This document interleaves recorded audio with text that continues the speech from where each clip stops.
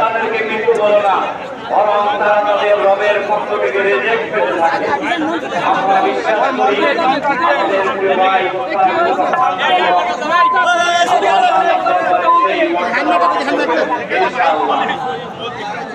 সম্মানিত ভাই মোস্তাফিজুর রহমান কলম ভাইয়ের রেখে দেওয়া আন্দোলন, দিনকে বিজয়ী করার আন্দোলন, আমরা যারা তার সাথী আছি আমরা দিনকে বিজয়ী করার জন্য আজীবন লড়াই করে যাবো ইনশাআল্লাহ।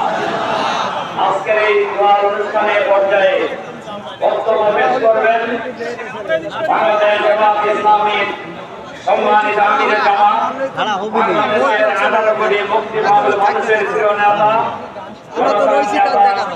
আমাদের প্রিয় নেতা জননেতা জনাব ডাক্তার শফিকুর রহমান এ পর্যায়ে আমাদের উদ্দেশ্যে বক্তব্য রাখবেন। ওই জাল ছেড়ে ফিরে টুকরা টুকরা করে দেবো। এই দেশে কোনো দুর্নীতিবাদের অস্তিত্ব আমরা সহ্য করব না। এই ব্যাপারে আমাদের অবস্থান জিরো টলারেন্স। যত বড় শক্তি হোক, মহান শক্তিধর আল্লাহ তাআলার শক্তির উপর নির্ভর করে তা আমরা মোকাবেলা করবো।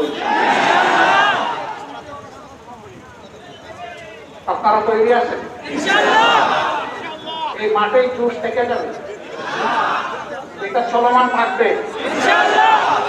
আমি সেদিন পড়ে গিয়েছিলাম, আপনারা কষ্ট পেয়েছেন, দেখেছেন, তাই না? আমাকে যদি আল্লাহ নিয়ে যেতে চাইছেন সেদিন আজকে কি দাঁড়াইতে পারতাম? আল্লাহ যে আমাকে শ্বাসগুলা বাড়াই দিলেন, আমার এখন কোনো দায়িত্ব নাই। আমার আল্লাহর কাছে আমার চাওয়া আমি যেন বিছনায় পড়ে মারা না, আল্লাহ যেন আমাকে চালু রেখে, দৌড়ের উপর রেখে, মানুষের কল্যাণের সংগ্রামের উপর রেখে আল্লাহ যেন দুনিয়া থেকে আমাকে শহীদ হিসাবে কবুল করে। আল্লাহ তার গোলামের প্রতি এই মেহরবানি করেন, তাহলে এই গোলামের প্রতি এটি হবে আল্লাহ তাআলার সবচেয়ে বড় মেহরবানি। আপনারা আমার জন্য দোয়া করবেন, আমার সঙ্গী সাথীদের জন্য দোয়া করবেন। কেন্দ্রে যারা সিদ্ধান্ত গ্রহণ করেন আল্লাহ যেন তাদের সকলকে হেফাজতে রাখেন, আল্লাহ যেন তাদেরকে সুস্বাস্থ্য দান করেন।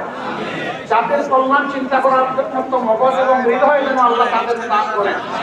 আমাদের কোনো ভুল সিদ্ধান্তের কারণে জাতি যেন ক্ষতিগ্রস্ত না হয়, আমরা যেন জাতির মালিক হওয়ার চেষ্টা না করি, বরঞ্চ জাতির সেবক হয়ে মানুষের পা ধোয়ানোর সুযোগ যেন আমরা পাই।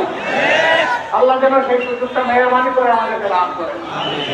সম্মানিত ভাইয়েরা, এটা কোনো জনসভা নয়, এসেছি আমরা দোয়া করতে। আরেকটা হৃদয় বিদারক, আরেকটা কষ্টের মেসেজ নিয়ে এসেছি। আপনারা জানেন গতকাল ঢাকার উত্তরায় একটা সামরিক প্রশিক্ষণ বিমান বিধ্বস্ত হয় মাইলস্টোন স্কুল এন্ড কলেজের। আমি এটা বিশ্বাস করি, আমার ধারণা এবং বিশ্বাস এই সংখ্যা তার চেয়ে বেশি।